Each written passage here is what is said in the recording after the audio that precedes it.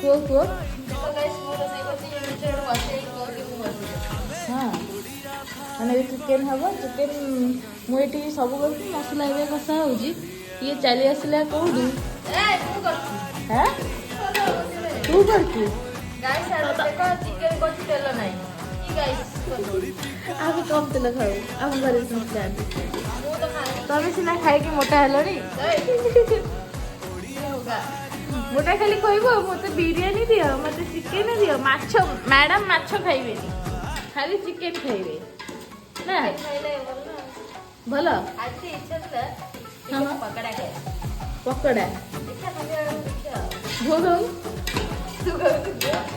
ମୁଁ ଖାଇନା। ତମେ ତ ଚିକେନ ନା କହିଲେ ତମେ କିଛି ବି ଖାଇଦବ। ବାସ୍ନା ହେଲେ ଚିକେନ ଜଲ୍ଦି କର। ହଁ କଷା ଟିକେ ଖାଇବା। ତୁ ବାପ ତମେ ତ ଭାବୁଛ ୟାଙ୍କର କଣ ଗ୍ୟାସ୍ ଭିତରେ ନରାଣି ବାହାରେନି ଗୋଟେ।